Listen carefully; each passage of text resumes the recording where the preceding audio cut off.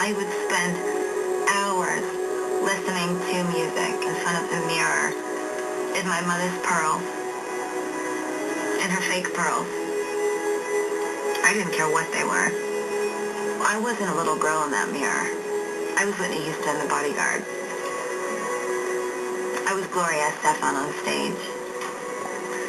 I was whoever I wanted to be.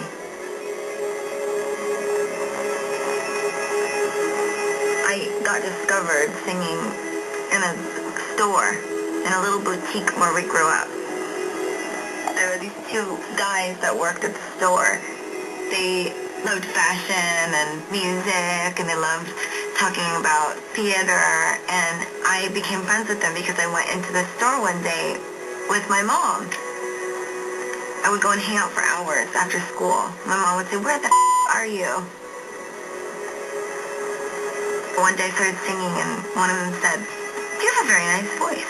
I said, "Thank you." He said, "My uncle is a voice teacher. I'll give you his phone number."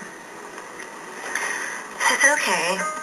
I had a classical voice teacher at one point, but I'd never studied anything else, and he said he teaches pop rock vocals. I thought, oh, well, that could be really great because I love, like, musicals. So I called Don Lawrence, and he listed off all the people that he has worked with, and they included Mick Jagger, Bono, and Christina Aguilera. My heart sank. He was on speaker. My mother was sitting next to me. I remember we were holding hands, and she just went like this. She started squeezing my hand. So I went in to meet Don, and I sang a song for him. There was an E flat in the song, like a really high, belty note, and I hit the note at the end, and I was really proud. I didn't hit it very well. Little did I know that I hadn't hit it very well. But it wasn't until I started to work with him that my voice really started to grow and change. And he looked at me one day and he said, "You're a pianist." I said, "Yeah." He says, "I can tell." He said, "Because, the way you understand the scales when we're working, you just really understand what I'm doing." And he said, "You always can tell when I screw up." He didn't screw up very often, but if there was ever a little sour note, I would... And to me, it was like, yeah, I know. But to him, it was, "You're a musician." I was 13. He said to me, and these were the words that changed my life, Don Lawrence. He looked at me and he said, "Have you ever thought about writing music?"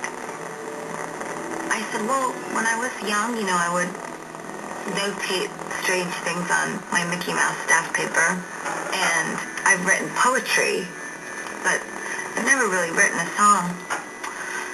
He said, "I think you should write a song. I think you would be good at writing songs."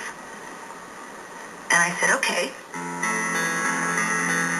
Just a few weeks later, I was in the car with my dad and my mom. We were driving back from seeing my grandma.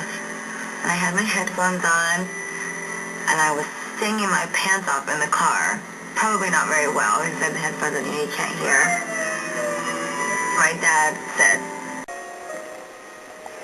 I grew up 4 blocks from Lincoln Center. As someone who loved theater so much, I used to walk by and see the long lines into the opera and long lines into the ballet, and I would dream of being a performer. Over the years, as I got older, I became more rebellious. Sometimes I would sneak out, and it was kind of bad. I would go down to all kinds of places with my friends in the village.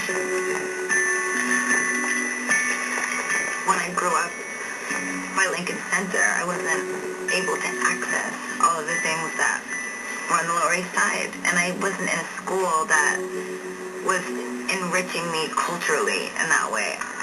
It was like I needed to myself up and go lick the ground for a couple of years to understand New York City and understand a whole different side of the pavement.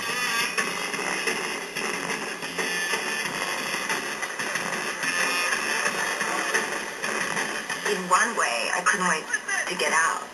But in another way, it wasn't that I wanted to get out of New York, it's that I wanted to get deeper into New York.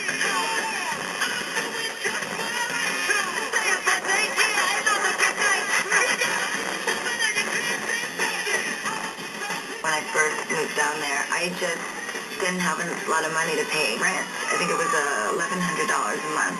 And that was a lot of money to make. I go dance. I got a job as a waitress, and my dad paid half my month's rent for 3 months in a row, and how I could synthesize it into pop music. I mean, I was playing Boys, Boys, Boys with Lady Starlight when I was 20. I'm 25, I'm still playing it, except I'm playing it for 60,000 people in Mexico. It's completely mental. Lady Starlight always says to me, she says, you're a muse the whole world, and that's why I never back down. No matter how many radio people said I don't get it, no matter how many people said we're not sure that this show will play very well in the Midwest, I never back down. I didn't used to be brave. In fact, I was not very brave at all. But you have made me so brave. Remember, let's forget all of your insecurities. I want you to reject anyone or anything that doesn't make you feel like you don't belong or don't fit in.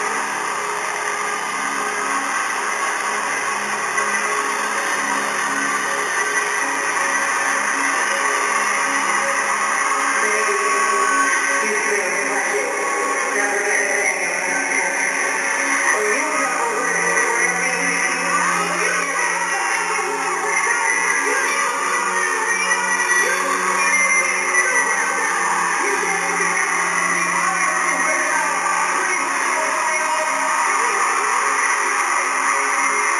The biggest surprise to me has been